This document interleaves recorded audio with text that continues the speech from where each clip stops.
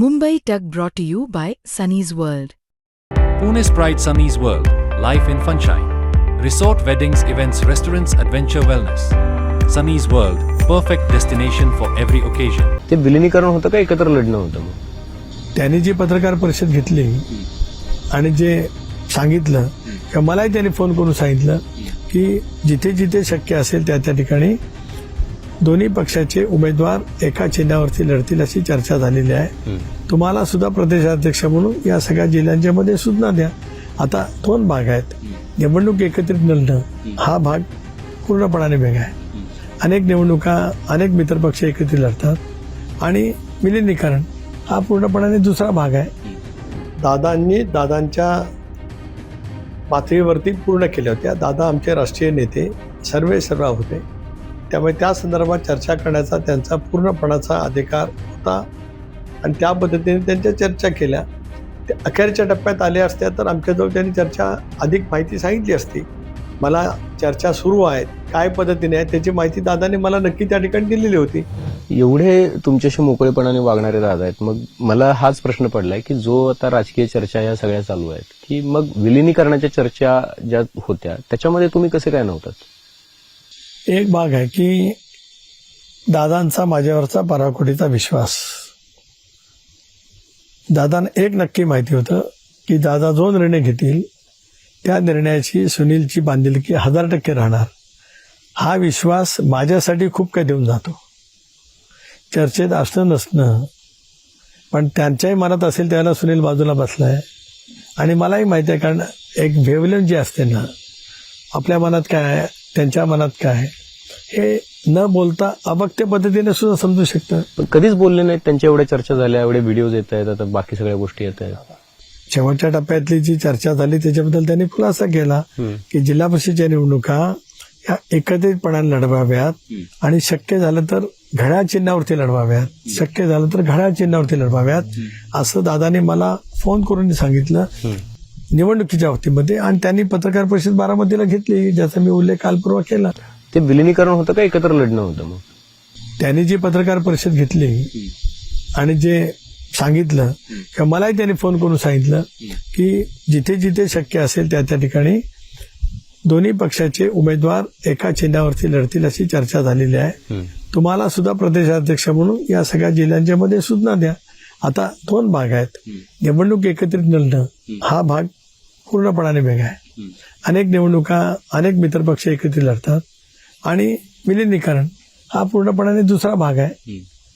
आत्ताचे जी त्यांची माझी ते जे व्हिडिओ दाखवला गेला त्याच्यानंतरची जो त्यांचा मला फोन आला किंवा त्याच्यानंतर त्यांनी जी पत्रकार परिषद घेतली त्याच्यामध्ये एका चिन्हावरती किंवा नाही झालं तर वेगवेगळे चिन्ह पण एकत्रित निवडणूक लढायची आहे ना. पण तुम्हाला कोणी जयंतराव पाटील असतील किंवा अमोल कोल्हे त्या चर्चेमध्ये जी काही नेते मंडळी दिसतात त्यातल्या कोणी फोन करून सांगितलं नाही की अशी चर्चा चालू आहे आणि आता आपल्याला एकत्र काम करायचं? जर समजा दादानी तुम्हाला विलिनीकरण हा शब्द नसेल वापरला तर त्यांनी कधी तुम्हाला फोन करून नाही सांगितले, कधी काही बोलणं नाही झालंय? एक भाग असा आहे की निवडणुका एकत्रितपणाने लढणं, जसं महापालिकेच्या निवडणुकीमध्ये पुणे महापालिका आणि पिंपरी चिंचवड महापालिका दोन्ही पक्षांनी एकत्रित लढवली. काही ठिकाणी घड्याळ चिन्ह घेतलं गेलं, काही ठिकाणी स्वतंत्र चिन्ह जे पवारसाहेब राष्ट्रवादी काँग्रेस पक्षाचं तुतारे आहे ते लढलं गेलं. म्हणजे एकत्रित निवडणुका लढण्याची चर्चा ही महापालिकेला पण झाली, लढलं गेलं.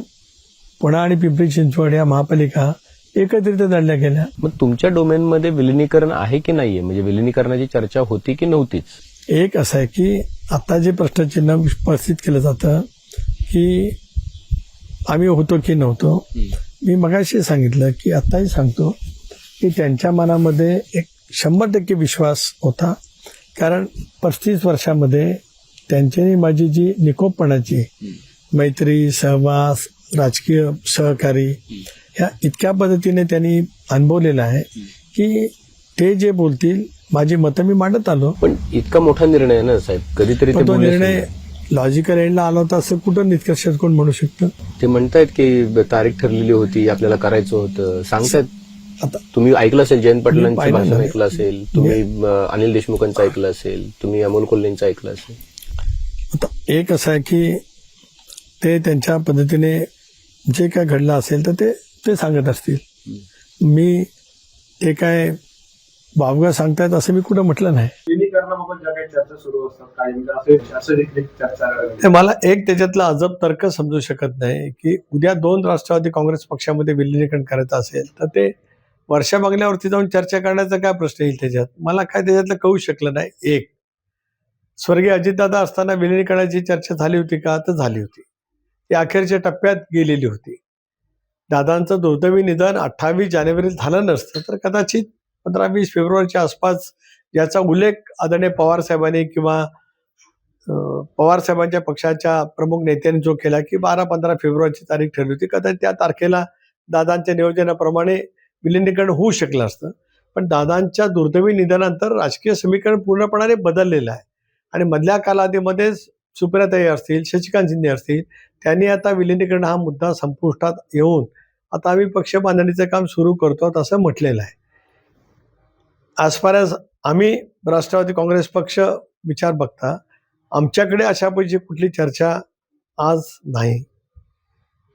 पवारसाहेबांच्या राष्ट्रवादी काँग्रेस पक्षाच्याकडनं या विषयावरती चर्चा बंद झाले अशा पैचं ठाम मत पक्षाच्या नेतृत्वाने त्या ठिकाणी व्यक्त केलेलं आहे. त्यामुळे असं नजीकच्या कालावधीमध्ये कुठे चर्चा संभवत नाही. पण आपण म्हणताय तसं काही त्यावेळेला येईल त्यावेळेला बघू. पण दादा हयात असताना अशा विलिनीकरणाच्या कोणत्याही चर्चा झालेल्या नव्हत्या असं अजित पवारांच्या राष्ट्रवादीकडूनच अनेक नेत्यांनी म्हटलेलं होतं त्यावेळी. नाही, इतरांनी काय म्हटलं होतं मला माहीत नाही. मी एवढंच म्हटलं होतं की चर्चा दादांच्या पातळीवरती पूर्ण केल्या होत्या. दादा आमचे राष्ट्रीय नेते सर्व होते. त्यामुळे त्या संदर्भात चर्चा करण्याचा त्यांचा पूर्णपणाचा अधिकार होता आणि त्या पद्धतीने त्यांच्या चर्चा केल्या. ते अखेरच्या टप्प्यात आले असत्या तर आमच्याजवळ त्यांनी चर्चा अधिक माहिती सांगितली असती. मला चर्चा सुरू आहेत काय पद्धतीने आहे त्याची माहिती दादाने मला नक्की त्या ठिकाणी दिलेली होती.